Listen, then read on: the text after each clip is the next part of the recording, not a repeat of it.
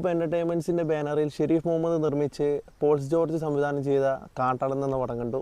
ഇപ്പോൾ എന്ന super hit പടത്തിന് ശേഷം ക്യൂബ് എൻ്റർടൈൻമെൻറ്റ്സ് ഒരുക്കുന്ന പടമായതുകൊണ്ട് തന്നെ ഞാൻ ഫസ്റ്റ് ഷോ തന്നെ പോയി കണ്ടു. ആനക്കൊമ്പ് കള്ളക്കടത്ത് സംഘത്തിൻ്റെ കഥ പറയുന്ന സിനിമ ഒരു പക്ക മാസ് ആക്ഷൻ ത്രില്ലറാണ്.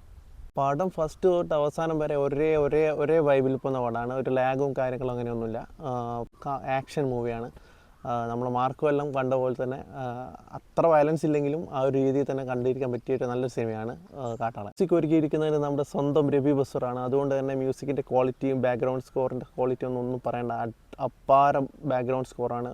സീനിനേക്കാളും മികച്ചിരിക്കുന്ന ബാക്ക്ഗ്രൗണ്ട് സ്കോറുകൾ ഈ പടത്തിലുണ്ട്. ഇതിൽ എടുത്തു പറയേണ്ട ഒരു ക്യാരക്ടർ ഇരിക്കുന്നത് തെലുങ്ക് നടൻ സുനിലാണ്.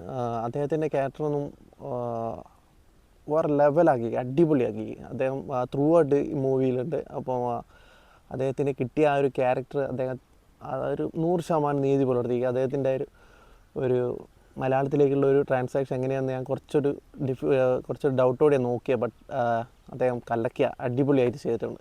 ഇപ്പോൾ അടുത്തിലൊരു ഡാൻസ് സീനെല്ലാം. അപ്പോൾ ആ ഒരു ഡാൻസ് സീനെല്ലാം കാണുമ്പോൾ ഇടയ്ക്ക് നമുക്ക് ഒരു പക്ക ഒരു തെലുങ്ക് പടത്തിൻ്റെ ഒരു മോഡലെല്ലാം തോന്നും. പിന്നെ ഇതിൻ്റെ നെയിം കാർഡ് ലാസ്റ്റ് പടം കഴിഞ്ഞതിൻ്റെ നെയിം കാർഡ് കഴിഞ്ഞാൽ മാത്രമേ തിയേറ്ററിൽ നിന്ന് എണീക്കാവൂ. കാരണം ലാസ്റ്റ് ടൈലൻഡിൽ കുറച്ച് സസ്പെൻസ് ഉണ്ട്. പിന്നെ സസ്പെൻസ് എന്നല്ല, കുറച്ച് നമ്മൾ വേറൊരു പടമായിട്ടുള്ള ഒരു ലിങ്ക് ഉണ്ട്.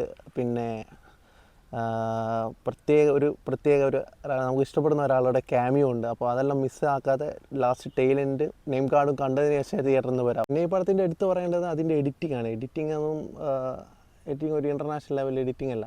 അപ്പോൾ നമ്മൾ ഷമീർ മുഹമ്മദാണ് ചെയ്യുന്നത്. ഒരു വലിയ ലാഗും അങ്ങനത്തെ കാര്യങ്ങളൊന്നും ഇല്ലാതെ ഒരു പക്ക മാസ് ആക്ഷൻ മൂവി നിങ്ങൾക്ക് ഇഷ്ടപ്പെടുമെങ്കിൽ നിങ്ങൾക്ക് ധൈര്യമായിട്ട് പോയിട്ട് ഈ പടം കാണാം.